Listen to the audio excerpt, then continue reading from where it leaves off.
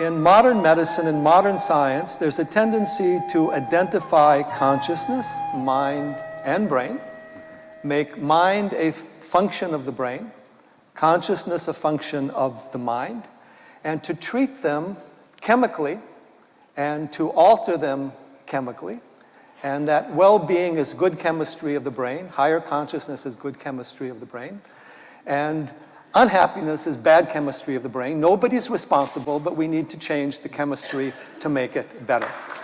Now, in the yogic thought, brain, mind, and consciousness are three different things, but they're related at a certain level. So my question to Sadhguruji is the nature of brain, mind, and consciousness, how we can use the brain and mind in the proper way without getting stuck in them, and a model of healing that is based on more consciousness than brain chemistry. In the yogic sciences, there is no such thing as brain. Brain is just body. Like there is a heart, like there's a liver, there is a brain, it's just body. I think this overly exaggerated sense of what is brain is coming because, as I mentioned it in the morning hour here, our education systems have become purely intellectual. We think intellect is everything.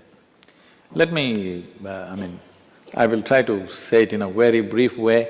When you say something very complex in a brief way, there will be holes in it. Please pick the holes if you find them, otherwise I'm okay. In the yogic system, we are looking at the human mind as 16 parts. These 16 parts are in 4 categories. The first one is Buddhi. Buddhi means the intellect. Intellect, I'm asking you, do you want your intellect sharp or blunt? All of you must choose, I'm going to bless you. You want it sharp. So intellect is essentially like a knife. You use a knife to cut things open. This is the nature of the intellect. Whatever you give it, it will dissect. The entire modern science is coming out of human intellect. So everything is by dissection. If you give this flower to the scientist, they will rip it open and see.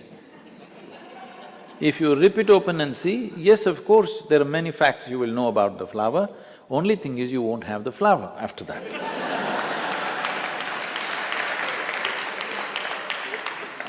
And now if you really want to know something, let's say you really want to get to know your mother, please don't dissect her. That's not the way it works. Because what you can know by dissection is material aspect of life. You cannot know life by dissection. Only the material and the physical can be dissected. But now we are using our intellect to understand the entire gamut of things. Now we try to dissect. We go on talking about unifying the world and unity and enlightenment, everything with intellect. This is like using a knife to stitch something. If you stitch something with a knife, you leave it in tatters.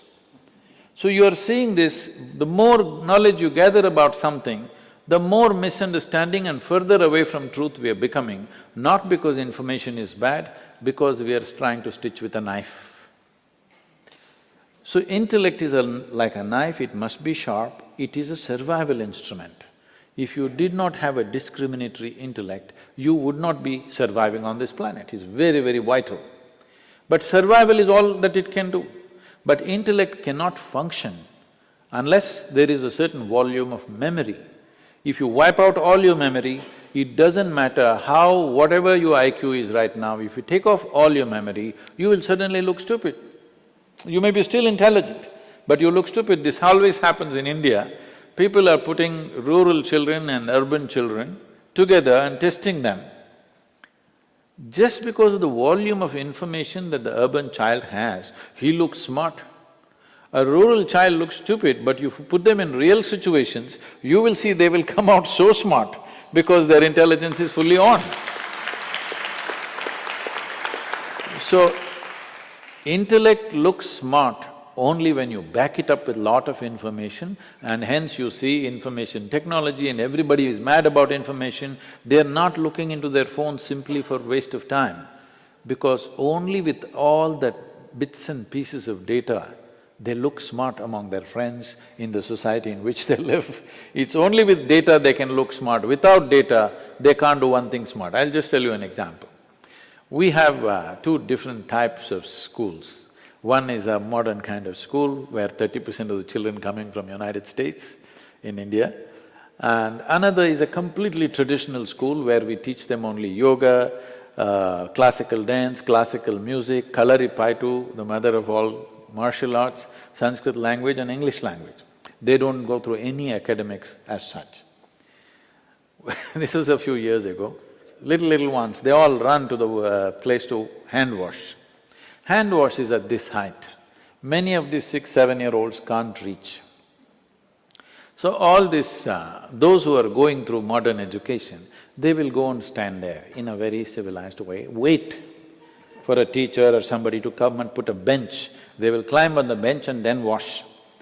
These other kids ran there, the older ones bend down, the younger ones climb on top of them, wash and run away.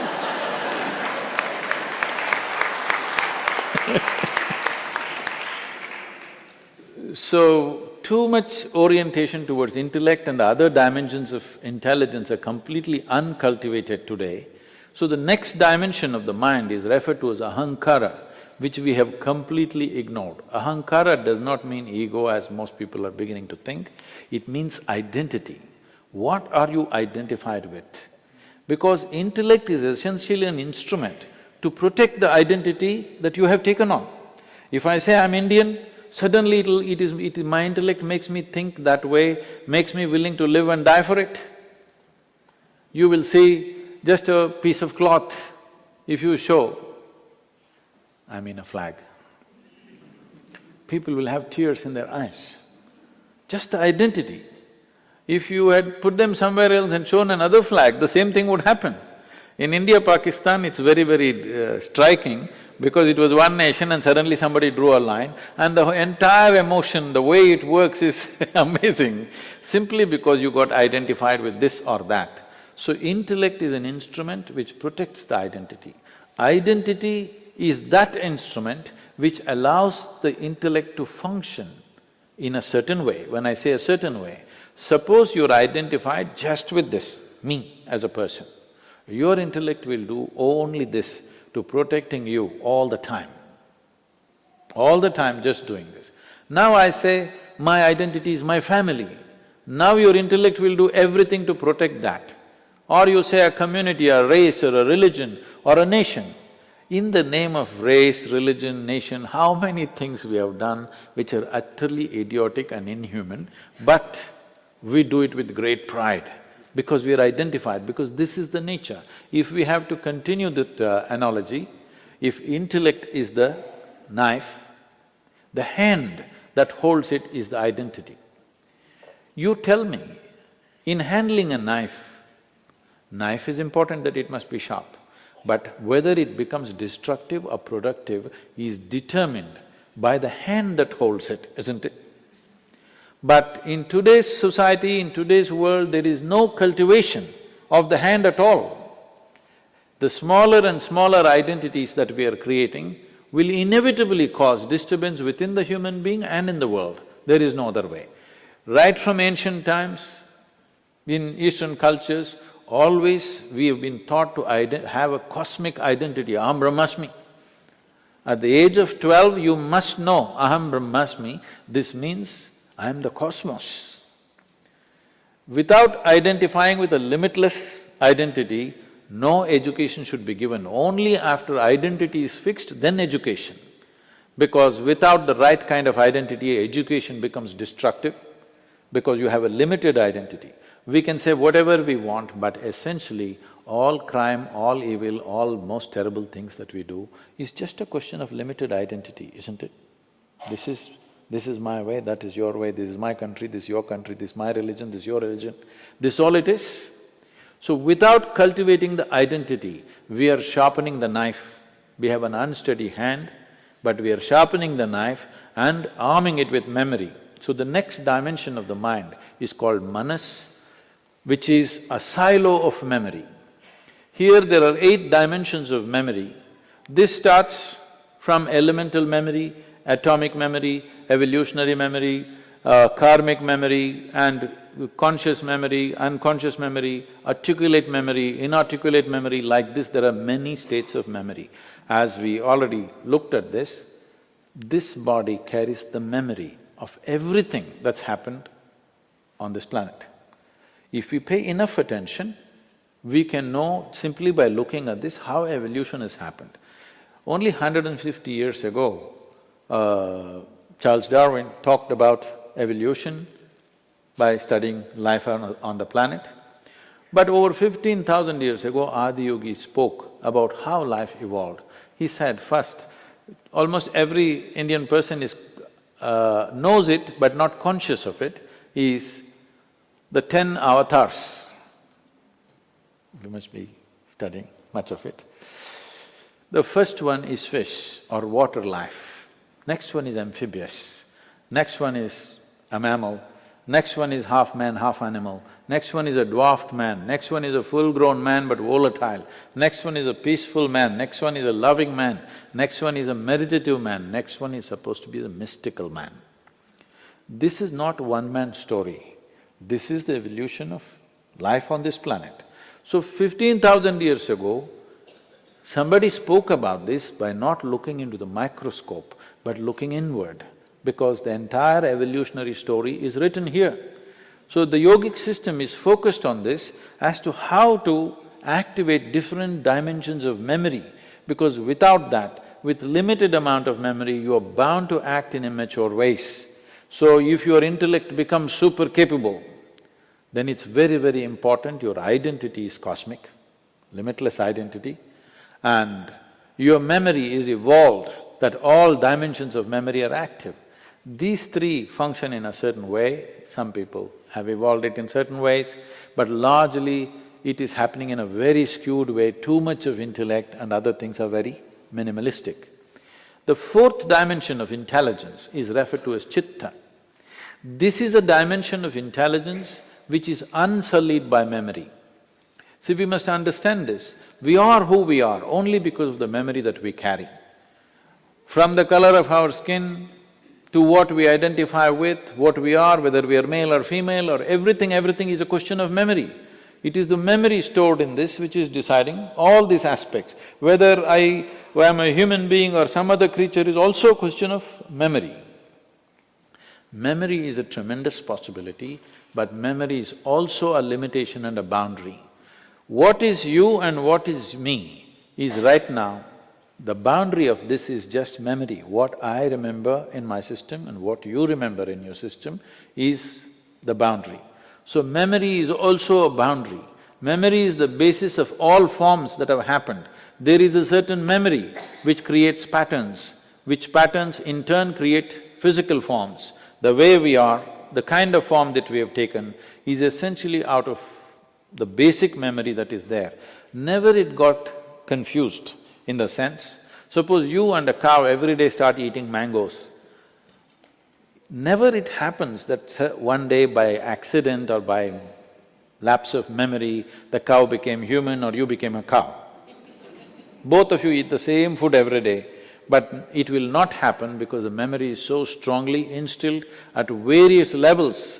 We are recognizing 8 different dimensions of memory. But Chitta has no memory.